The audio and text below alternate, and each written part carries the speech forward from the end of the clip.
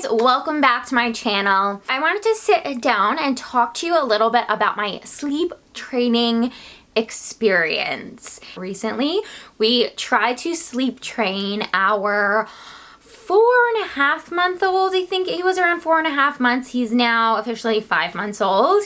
And we tried sleep training with all of our hearts and souls, and it unfortunately failed. It crashed and burned. Okay, so there are so many different sleep training systems. And if you're like me, a new mom, or just a mom in general who's never tried sleep training before, but really at their wit's end, so sleep deprived and looking for a solution, sleep training might be the avenue you go down, but it is very overwhelming and very intimidating when you start to realize that there are almost 1,000,001 different sleep training systems or sleep training methods. Now, I'm not going to go through every different method of sleep training because we would be here literally all day, but I do want to talk about the one that we tried, which is the 3-day sleep solution. So if you're new to sleep training, there are a bunch of different methods, one of which you may have heard of is the Ferber method. It's interesting because I found that sleep training is almost kind of graded on a scale of like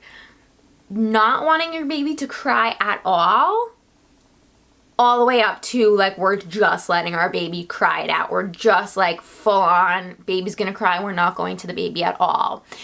And my husband and I, to start, were sort of in the middle. We realized that not having any crying, for us at least, was going to be a little bit unrealistic, but at the same time we weren't ready to just leave Hugo in his crib without any sort of intervention, if that makes sense. So at the very top of the sliding scale of sleep training methods, I at least put Extinction method, which is the method of putting your baby down into the crib and then you shut the door and that's it. You don't go if baby's crying. You don't tend to baby at all. The baby just cries throughout the night. And a lot of people have had so much success with that method. I think it is quite easy to think like, oh my gosh, I can't believe I would never put my baby down in the crib or never put my baby down and then hear them cry and not go to them. But if there's anything that I've learned becoming a mom,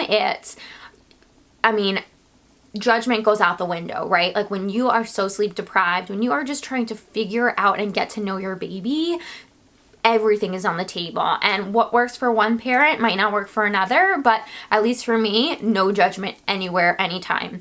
So even though I knew Extinction wasn't going to be the method we were going to go toward, I did appreciate seeing how well it worked for so many other different women. So even though I knew we were going to go for Extinction, I knew we couldn't also go for the Ferber method. And the Ferber method, in a nutshell, and don't come for me if I get this totally wrong, but the Ferber method in a nutshell is putting your baby down in the crib, having them cry, and then checking in on them at intervals. So first going and checking in on them after 3 minutes, and then waiting 5 minutes, and then waiting 10 minutes, and then going back to 3 minutes. So it's trying to teach your baby to be able to self-soothe within a longer space of time periodically. So go in after 3 minutes, pat the baby, and then the baby starts crying again. Maybe they expect you to come in at 3 minutes, but you wait till 5 minutes, eventually teaching your baby that they can learn how to self-soothe on their own. So I personally, I felt like that wasn't going to work for us because the times that we had tried to put Hugo down without any sort of sleep training method, anytime we would intervene and come and try to pat him, he would only get more angry. And something important to know about Hugo is that he's been sleeping with Jeff and I in our bed since he was born.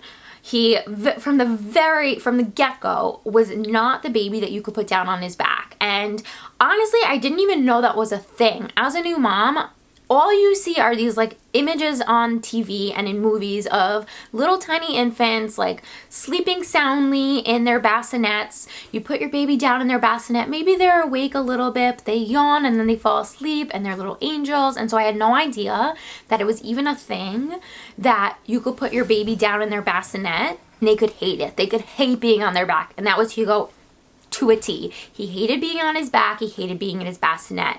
And after a few nights of that, of no sleep and of him screaming, I was like, that's it. He's coming in our bed. And I can make a whole different video on co-sleeping because that's a whole nother like beast of an animal. But it worked for us, and it worked out. It has been working for us. But when we decided that we wanted to sleep train, which happened on a whim, we were like, I thought, you know what, let's do it in his crib. So keep in mind, we were trying to do two things at once. We were trying to transition him to his crib and sleep train at the same time. And you will know if you have a baby that everything needs it's called baby steps for a reason, right? Like, maybe if we try sleep training again, we should try just sleep training or just trying to get him in his crib for little intervals. And I'll kind of talk about what we're doing now to hopefully get there. But that's what we were doing. Like, that's how we started. So when we decided to sleep train, I said, you know what, we're gonna, like, let's just do the sleep training. We'll put him in his crib. So the 3-day sleep solution, what is it? I think that it sort of lies in between Extinction and the Ferber method. I feel like it's sort of the in-between. So the 3-day sleep solution in a nutshell is you put your baby down to sleep, and ideally the baby is awake, because the whole idea is that you want to be able to teach your baby to self-soothe. Now, I know that there are a bunch of there's a bunch of information out there that I read recently that says that like your baby can't self-soothe because babies can't regulate their own emotions. But again, that's like another conversation for another day. Let me just sort of talk about what the 3-day sleep solution is and the author's idea behind it. So the idea is that you put baby down while they're still awake after they've eaten. And she's all about a very strict schedule and scheduling your baby and providing those limits for baby. And her thing is babies need 12 hours of sleep. And that most babies under, I think she said 12 months, want to go to sleep at 6 p.m. You know, I believe everyone is different, but this is her philosophy, is that all babies want to go to bed around 6 p.m. within the 6 p.m. hour, so from 6 to 7. So you should do your bedtime routine leading up to that 6 o'clock hour. And once you put your baby down, you need to wait 1 hour before you go in to intervene. So baby gets put down at 6 o'clock. You are not going to touch that baby for an hour. And that is because her thing is that your baby needs to learn to self-soothe and to unravel the sleep crutches that you've created for them. So a sleep crutch, she explains, are different ways that you've started to intervene into the baby's natural development of going to sleep with, let's say, feedings or breastfeeding or stroller rides or car rides or bouncing or rocking. Sleep crutches are all the ways that you've trained your baby to rely on to fall asleep, if that makes sense. Instead of allowing your baby to figure out how to fall asleep on their own, you've introduced all these different crutches that now the baby needs to fall asleep. And that if the baby wakes up in the middle of the night, the baby can't or hasn't developed the ability to go back to sleep because it relies on those crutches that you've sort of sewn into the baby's system or have introduced into the baby's routine. And so if the baby wakes up in the middle of the night and you don't rock them or you don't bounce them, they won't be able to fall back to sleep. So her whole thing is you put baby down to sleep. If they fall asleep within that hour, perfect, great. And her whole thing is that they will. Now let's say they don't, if they cry that whole hour. Once it hits the hour, you can go in there, you can pick them up, you can hug them, you can kiss them, tell them it's okay, but then you put them back down. Once they go back down, you repeat the whole thing again. You wait an hour. The idea is that if you keep repeating that or have to keep repeating that, eventually they'll fall asleep. The thing is that she wants the baby to fall asleep within that hour. And we found with Hugo that did happen. The first night, and I didn't write down any notes the first night just because it was so overwhelming. But I did write down notes on the second night. So the second night, he went down in crib crying. I wrote at 5:53 p.m. and by 6:08 he was sleeping the second night. So The first night, I think it did take around 40 minutes for him to fall asleep, but that second night from 5:53 to 6:08, obviously, as you can tell, it took around 20 minutes, give or take. So the reason that I chose a 3-day sleep solution is because I liked the idea of this sleep routine only taking 3 days. And I think it was probably naive of me to believe that it would take 3 days to break a 4.5-month habit that Hugo had gotten used to, which was sleeping with us and every time he woke up getting boopy, getting breastfed, because that's what we were doing. Because I found that it put him right to bed, put him right to sleep, eating put him right to bed. So her whole thing with the day schedule is that babies will naturally wake up anytime between 5:30 and 6 a.m. So when your baby wakes up, give them some milk, feed them, and then babies are normally up anywhere. Well, she said the first stretch usually varies. Like a baby can be awake for 45 minutes and then need a nap, or an hour and need a nap, or 2 hours.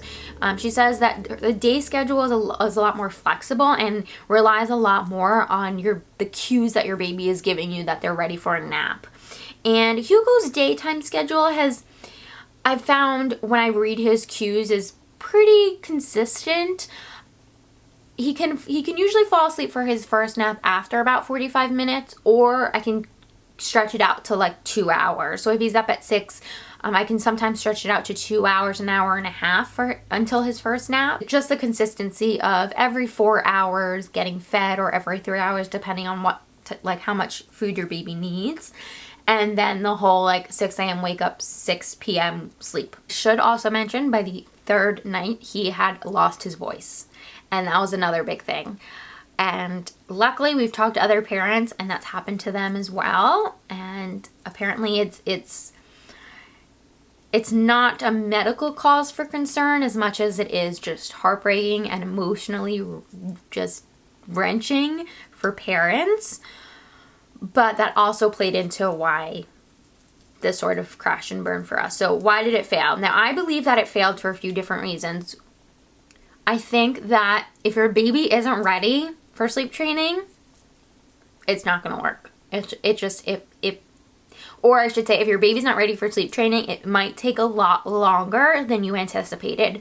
And I think I had only created enough emotional reserve for those 3 days. I was ready to allow him to cry it out. I was ready to ignore his cries for 3 nights. Once we got past that 3rd night, and I know a lot of people say that by the 4th night, that's when the magic happens. That's when your baby starts sleeping through the night.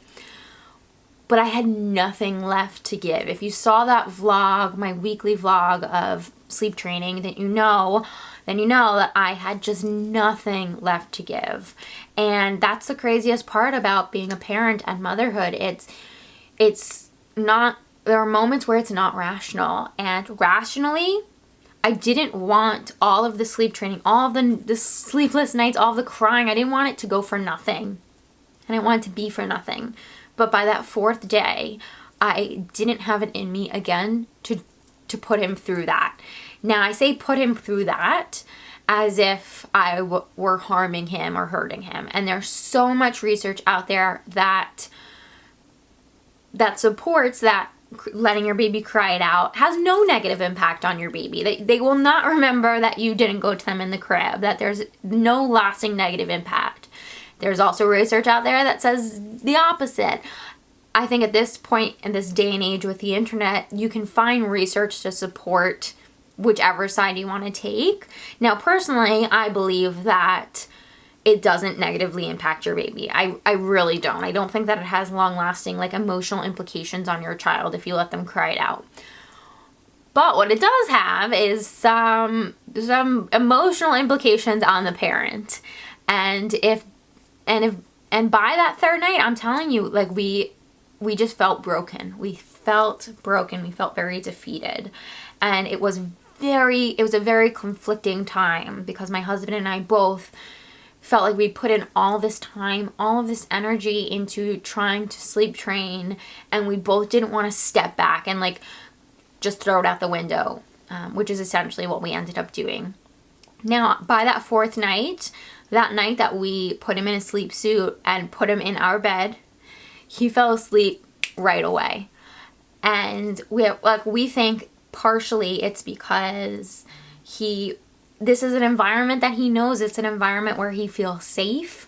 He's obviously been in here his entire life. It's the smells that he knows, familiar with. It's the feeling of the bed that he's very familiar with. So changing that so abruptly, going from this very like plush, soft bed that has all of the mommy and daddy smells to a harder crib that has nothing in it is hard and is very jarring. And again, if we would have stuck it out day 4, 5, 6, would he have gotten used to it? I'm sure he would have.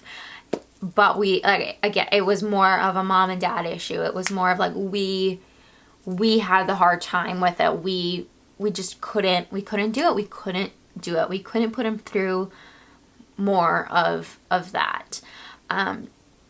And like I had mentioned, I don't believe that there are lingering or lasting emotional implications for doing like any sort of like cry it out method. That being said, and again, my channel is always about inclusivity. I always want my videos to be like non-judgmental, because if there's anything that I've learned becoming a mom, it's holy, holy, holy S word. Being a parent is the hardest thing in the entire world. And you find whatever works for you and whatever works for your baby and you go with it. If you found something that makes your baby sleep throughout the night, then like all the power to you. But I did notice that after like, I don't know if it was the first night or the second night of just having him cry and not going to him, I did, like he almost looked a bit shell-shocked. I think it was after the first night.